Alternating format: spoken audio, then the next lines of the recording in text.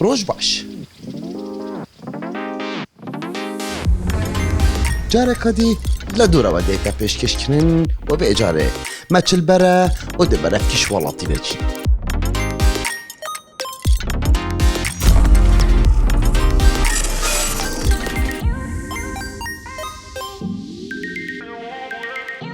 والاتی میوه جاره بلژیکا.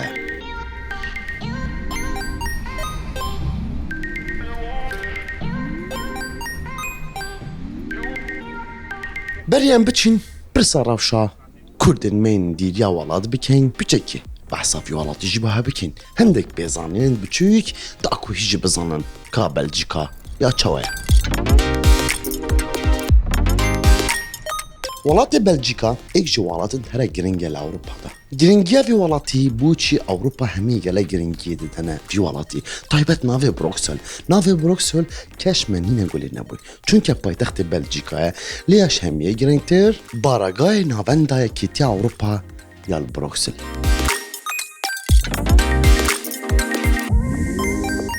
سیستم في ولاتی ملكية. البلجيكا 11 مليون حولاتي لدجين. أبلدي في أمارن دوان يتصالى 2018 دي كيفن دا أفولاتي هني يجري دايبو بهولندا با. والفي ولاتي بينجيو نحصاتي جي حولاتي هولندي تاخفن. چلو اي جي صادي بزمان فرنسي دا آخفن.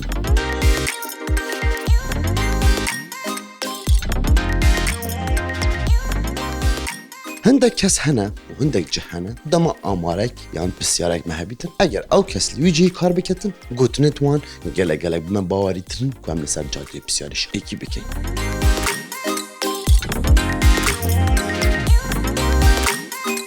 ما وكو كردان بالوس خانين خوين رسمي لجهان نينن. بله افریقا لهمی اوروپا و لگلک ولاتین گرینگ من نراتیا خوهیا. نراتیا حکومت حرم کردستان لهمی جهان لپراستیجی سرما کردان بلنگریه. کارم باج دکن و تکلوان دکلوان ولاتا تکلک گلک جوان و یا بفرمی و یا برزه.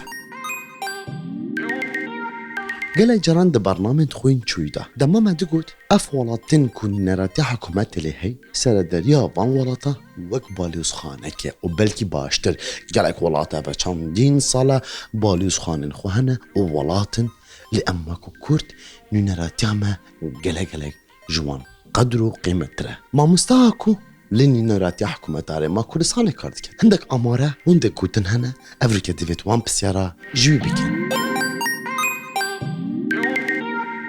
سبيدا باش بيت بينار تجاو خوش تفيم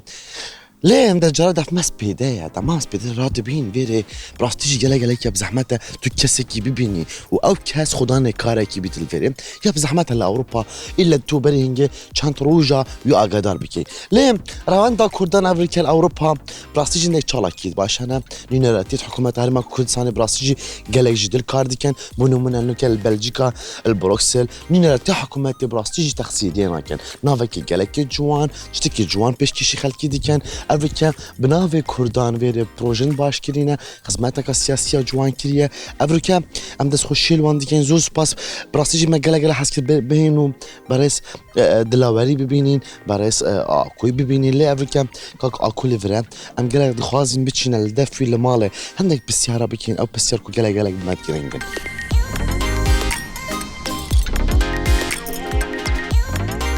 سبيدا باش ما مستوى تواني باشي خيرات نسد شوا خيرات اهلا وسهلا سبيدت هوا تواني سبيدت بلجيكا خوش مكيت كردستان هنا يونا زور خوشا بري هنگي هندك صالاني دي باران هبين اف چند سالی اخیری گلک باشه این هاوینات بینه این هاوینات ناد بینه راسته گلک باشه ما مستعد کو ایجوان کسانه کو براستیجی کیف من گلک هات کو جنابی ویم و هر وصا مثلا فرز بو برس دلاوری جهنم کو افریقا دی بحثی نراتیه که نراتیه حکومت عرما کردستان نخشل بیرو جنبینا بالوز خانه کا یا رسمی ام هیوی داری ان شاء الله امش گلک ولاتات چترین ما مستعد کو ان دک ولات وسطهان ساله ولاتونو باليز خانت خوانه بس ويك هذا كار ناكن زور راسته ام بيفنا ام قالك علاقتي ما قالك باشكا جلاوري عندك هوالدي وهاوكاري ملك لنوين رايتي وشو اللي منجي جدا شو اللي من اوي خلقيا ورقيا يعني وكالتي وهندك خدمة جزاري ديا قلق باش بله. انت بدري جاي عمرنا ايه بلا ولا بلا خن هاي الدنيا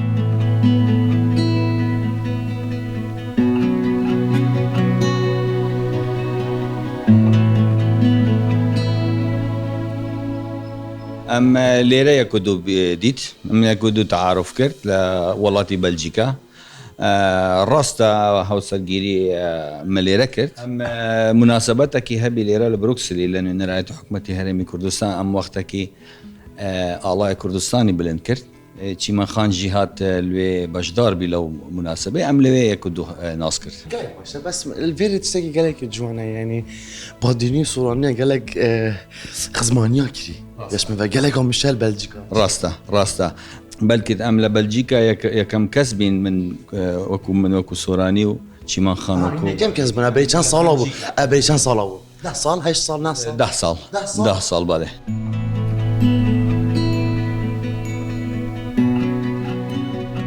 البروكسل جنابيني نراتي حكومتها هرم كردستاني هنجلات چالاكي بله چالاكيت هوا وسط ديار كبراستيجي يعني برچاون ليه اوا هنك چونك حكومت وما جريدة هوا حكومتي بلجيكا وقت كونه نراتي دامزرا هم هر نراتي كي او حكومتي كردستان دچت او دكت لقال يعني گفتگو لقال او حكومتي دكت وحساب دكت شن او حكومتي ما چند استفاده دكت لو ولاتي اگر او بيت چند رواندي كردستاني هنا چند علاقاتي ما لقال او ولاتي او دامو دزگاي او ولاتي باشا لسر او بابتي نراتي دكت لو ولاتي هين جريداينا بحكومتها هرم كردستاني با بيجي جريداينا بحكومتها بلجيكا با راست ام لناو نراتي حكومت نراتي ما كاري حزبنا كن ام كاري حكومتي هرم رواندي كردستاني دكن يعني تش علاقه بسر حزبنا اريشت كردا بهزة ما مستعى كوتشنا امريكا ما كردا شاري شل البروكسل هنا لاوروبا يا برابطر ام مثلا يك باسبورتي خو برزكرديا ام هاري كاري كين ريوي بشان بديم تشاوا باسبورتي خو دروز بكات جارك دي ام مثلا هندك عالمي هنا نشن بچن كردستاني مثلا شوليوان هي خانيه كي دفروشن سياره كي دفروشن صوره قيده كي تشيكن توماري ابي بيد بيجن بكردي ام وكالتي بوان تشيكين ام برحياتي بوان تشيكين هندكي هنا زاروكي وان تشيبونا ليرا مثلا بيان ولادك يوان هي توماري لدايق بون بيجن بكردي توماري لدايق بون هنا مثلا لازم تصديق بقريتو لكردستاني جي بيت تومار كردن او زاروكي ام حمي او تشتي دا كاين بيش راس كردنوي دوكومنتي مثلا هندك كومبانيا هنا ورقيتوان لازم تصديق بكرين لوزارة خارجي الفيري لوزارة خارجي لولاتي مثلا بلجيكا وهولندا ولوكسمبورغ ام هرسي ولاتي ام خدمة جزاري بيشكش دكين يعني راوند كردستاني هم لهولندا هم لبلجيكا هم لوكسمبورغ بنلوكس حكومات بتشاف ما كردا تماشا ديكن بتشاف ساعات كنا ما كردا وكو دبلوماسيات ام جنابي كاغلاور او شوليت كات اوفيسي ما بري وبد ام قال كيف خوشين وقتك كاغلاور دتش جهكي تمثيل كردستان كات اوان بباليوس الين مستر امباسادور او ده كان نافي بدينن برز امباسادور دلاور اشجعي يعني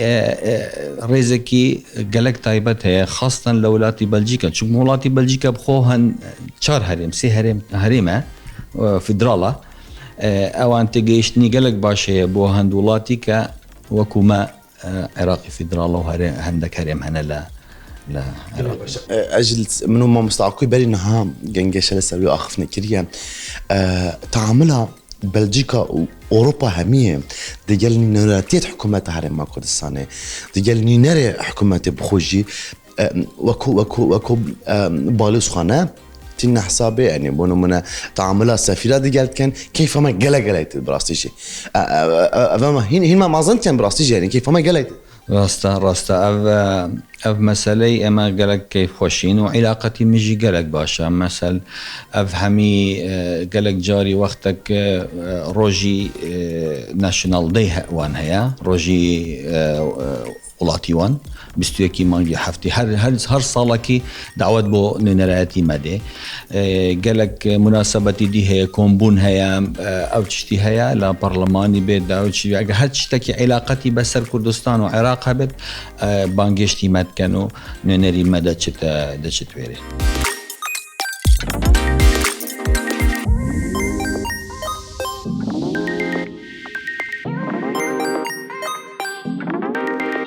چیمن دود ماما ما هی مالطا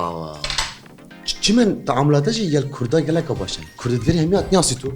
چند سال البرد جی تقریبا أنا 22 سالة 2 ساله بله خلک زاخو گلک دوارا جیتیاش مفه وکی بونو من خیزان هوایی چند گلک بوشن خدها هم حمينة تقريبا هم عشرات أقوليها بجا حميل فيري قولي خرفيرنا قول تبغى اضافه قولي اسخون ماذا شو لا تعرف شو لا قال لي باش ابخون بنو من الفيرم خزان كرداي كود بينين تايبات نك ما مستواكو خرات نياسي بادينيا وسورانيا بس بنو من تو تكلي هوا افرتن ما كردال فيري تشوانا تكلي كود كان كود بينين خدي مغروبة هاي مغروبة هاي ما أمشين باركا بيجوا أم غروبة كيتشيت كنشن قاعة كتجرين ما مقول ما مستواكو بچند زارو كان قد دو ناوي كي باديني و ناوي كي سوراني و بله ام برياردا ام كوريما ازي نابي بي هالبجارت نابي بي اوكي وكتي ماجي وقتك هات شي من نابي برهنجي مثلا نقر علاقتي مثلا انساني نقلك باش بد لقال وانديو او نابت فلا نابت علاقه بشك زحمته البروكسل عم كل اوروبا همية چه کار باش بدون که هوا انجام دا بدون هیچ کاری هوا و انجام دا کنین راتی کنین بشناسایی خود بینن چه پروژه بو چه کار بو بونو منا حتما جناب سروکی وزیر آنات بویره و با من کاری که گله که مازن بو یعنی چه پروژه ساید برنیاس اون باش هبوینه کو بدون که و انجام دای بله ام دەستپێکی لە دەستپێکی ئەم 2011 ئەم ئاڵای کوردستان دانا لە نوێنەرایەتی ئەف گەلک ئەم کەیف خۆش بووین هەمی کوردیتمە بەلجیکا و هەندێکیژی لە هۆڵەندا هاتینە بۆ پیرۆزبایی و ئەو ڕۆژی بوو جەژنی بۆمە پاشی هەنگی ئەم هەر جاری مەسەرە نەگەر بەری ئەو کۆڤید و ئەو چشتی هەر ساڵێکی ئەم جەژنی نەورۆز ئەمە چێ دەکرد و پاشی هنگی ام بو مسئله هاتنی سرکردیت ما گلک جار ام کاغلاواری و حوالی من لنرایتی افتشتی ردخن وکو علاقاتی دیپلوماسی سرکردیت مدینه ویره گلک ریزو اولی دگرن یعنی وکو سرکردیت مظنی دولتان دیت هجمار کردن ام بيفنا ام قالك وكون نرايتي حكومته برز دلاور اشكي وهوالد من ابيدي او تشتي كان او ايشي كان وكديجي عندك او هنا علاقاتي تجاري شي اوجي هنا يعني عندك كومبانيا هنا اللي راح حزده كان بشن كردستاني هوالي من كفرهادية استا او ايشي دراد بدهن قالك شو لي قالك باشا وعلاقات منه هواش او باش بد بله باش بد راستیجی کم دم ویره گلگی گرنگه ویجی گلگ کارهانه که کردن ویره همی بیت نیاسن راستیجی بادینی سورانی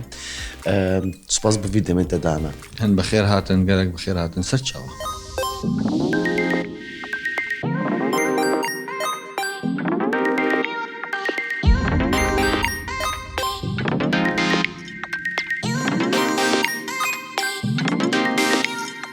گلای جاران ام هزرد کن اگه طول اوروبا بی تو چه همی تشتاب دست خوبه بینی نه هنده بصانه هی اوروبا جیجانا بزحمته اوروبا نه اوجها وکی ام هزرد کن اوروبا نبحشته دنگه دهاله جدیدی خوشه باور بکن لأوروبا بار گلک دیرانن گلای جارا گلک ولاتان ام دیچینه طیبت هکل تونیزی که پای تخت توان بی بونو من اگر هوتیلاته بحشتی ایروا بیتن بزانه پارکیتوانا گله جرا بشست ایروانه یعنی پارک جه هتل گرانتر بچک یعنی ما هنده بنمونه ام ده بحثا روشنبیرگی که افریقا لاوروبا اگر ما روشنبیرگی کرد هبیتن اف روشنبیری هنه کرد بنمونه تشتش هر گرین ده روشنبیرگی او کوپرتوکه که بیتن هر نبینا چند سالا جاره که پرتوکه که بین دخارو خلق بچن و پرتوکه بخینید مالوان هفده ادرس جاده دنه مهمی گاوا ادرس جاده دنفمه و باجیری و اف جماره يعني اظن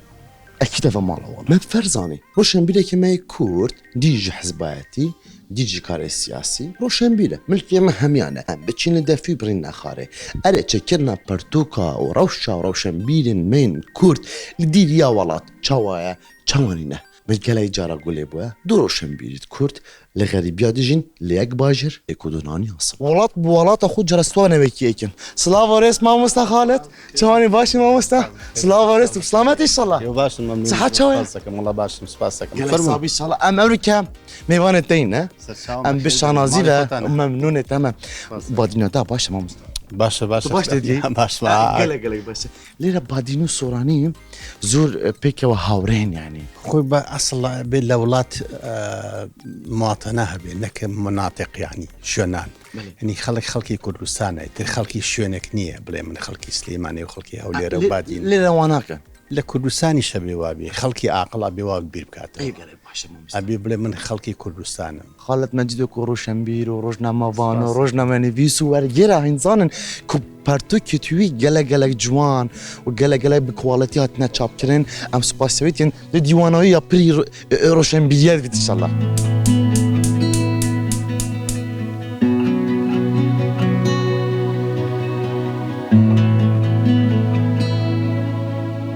اوروبا چتشت قلق روشنبيرت ما نفيسكار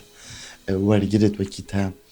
زور متأثر دبن يعني أوروبا شو تأثير تاكليا والله أوروبا كارتكرنا أوروبا بيكوجيان يا يكتري قبول كردن لا يخوم دي بجد تسامح يعني بيرو الرأي يكتري قبول كردن ليرة أمانة كلتورة ليرة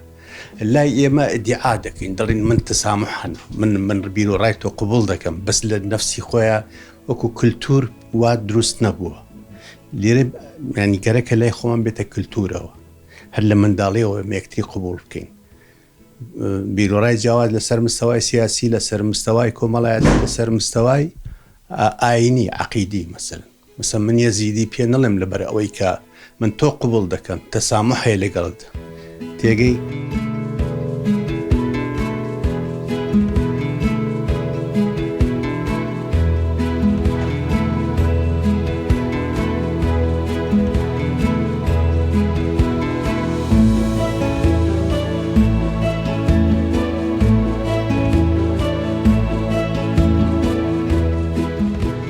ما مستا جوان بارتوكن كبراستي جي جلاي تاعتنا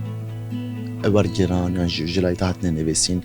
حتى نو كم بارتوك بوينا تاكو يسبوي كما وتشاب نكراو تقريبا 15 شانز بارتوك جناب تنو كل بلجيكا يا شاب كنا وي زحمته تويتشنا دبي بكريم لكردستان بكري شكيما بو كردستان دكين يشكا بو كردكين لبرو لكردستان بیا هم کم تریشی تیزی و دواتر خلقی شیله و یارمتیه بعضیک یعنی پرتوک کنات و اینهمی خومان بیکن بررسی سمن پرتوک یک لوانه شش مانگ پیو خریج بم بس هیلا کل سر خوم یعنی پیم پاره کشی بدم بود چاپ کرنه کزور که او زحمته تدبی تشتك ببرامبري وهي يعني او زحمته بدا خوانيه وبيش نازن يعني بس سنك خلق هذا زاني اما هروا خراوتنا وماكينه اخوي طاول اسر كتابك الطاوب يعني دي ورده قريبه بيوي مقابل كتابنيت يعني جهاتي الرسميش براسي لقل نفيسكار لقل اواني خاون فكر اوانا زور كمتر بون منا لقل هنرمند باشن بلا مساله فكر بيويسي بخوندنه بيويسي باكاديمي بونه بيويسي بخوندنوكي زور يعني لا يما مزالي ثقافي جوازه لما نازاني مزالي ثقافي جوازه لمزالي نفيسين خوي مفروضة همون بيسكارك همو شاعرك مثقف به مثقفك باش به بس لا موانية لا إما شاعرك يعني بيسكارك ثقافتك زور كمان هي بينما لا يعرف تماشاك زور مثلا فنان يعرف قولني بيجي عرب دانديش انترفيو لك قلدكي حزدك يجي لي بقري فنانی کورد تەماشاکەی ئەوەندەی پێنی قسە بکە نویسکاری کورد ئەوەندەی پێنی قسە بکە جوان پرتوکین جنابت کتو خدان خو 13 پرتوکانین 13 پرتوک نەبچێت لێکۆڵینەوەی مەقالاتی سیاسیە بە زمانی عەربی بەڵام وەرجێڕانەکان من ینی شتی تایبەت هەڵەبژێرم هەموو شتێک وەرناگێڕم چ بابەت تو گەلێک هەستکی بابەتی فکری سیاسی بابەتی فکری اعتیادی ئەوانە ینی بابلین کە پەیوەندی بەوەی کە خەڵک فێر بێت چونکە دائیمەن سەریکە مەسائلی فکری زۆر لە سیاسی بەقوترە مەسەلەی سیاسی شتی ڕۆژانەیە من ئیتیمان بۆ نادەم ئەمڕۆنەوەیکە سپێنەوەکتی بەس مەسەلەی فکری تاسیری گەورەتر لەسەر عەقڵی خەڵک مەسەلە سیاست خەڵک هەموو ڕۆژێکە توانێ بڕۆ سەری فەیسبوک کە سەرکیوکە هەرێکە ڕای خۆی نووسێ بەڵام لەسەر مەسەلەیەکی فکری زۆر قورسە خەڵک قسەی لەسەر بکە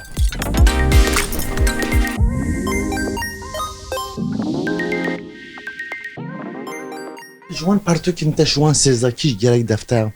یا هێژاژی بڕاستی بەس کیش پرتوک گەلێک کێتە بەردەستی خەڵکی بوونمونە دەفتە قیمەتێکی مازن هەبوو دەپتر خەمژی خاریە وڵای چێک لەوانە مەسەن سیاسەتی سۆڤێت لە ڕۆژهەڵاتی ناوەڕاست ناوین لەگەڵ کووردا تەبعاً پەرتوێکی زۆر گرنگ بوو نامەی دکتۆرا بوو تەمەنە وەرم جێڕا بۆ زمانی کوردی نامەی دکتۆرا بوو ئەی فازیل ڕەسوول بووی کە لەگەڵ دکتۆر قاسملۆ شەهید بوو لە نەمسا لە شارێک لە بووینە لە سویسرا بوو پێم وابێ لە چێک لە مەقامەکان دکتۆر قاسملۆ پێم وابێ چێک بەس لەو مەنتیقەیە بەس ئەم دەقەیە لەسەر خیاڵم ڕووی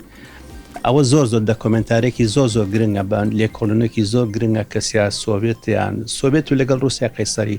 استراتیژیەتیان لەگەڵ کووردا زۆر خراپ بووە لە ئەمریکا خراپتر بوون کەسەوە نازانێ دراسێکی بەراوردکاری بوو مقارن بوو لە بەنی فکری فاشیسم و نازیست و بەعسا وەرم جێڕا بۆ عەرەبی کتێبەکە زۆر هین نەبوو ینی سەرچاوەکانی غەڵەت هین کرابوو بڕوا بکەم کاتە من بەس وەرم جێڕا بایی 6 وەرەقە ینی لای خۆماڵێن وەرەقە $600 کتێبم بۆ کڕی لە سعودیا لە هین بە ئۆنلاین ئەم کڕی بۆ مەهات کتێبێک بە $50 هاتە تنێ داک و سەرچاوێت وی گەلەگەلێک درست بڵێ بۆی جوان بیکەم ئیشەکە ینی لە پارەی خۆم شتم کڕی بە کتێبەکە چاپ بکەم دوایی کە تەرجەمەکرای خەڵک وتی بەڕاستی ئێستا نوسخەیە لە مەکتەبی وەتانی لە بەغا هەیە نوسخە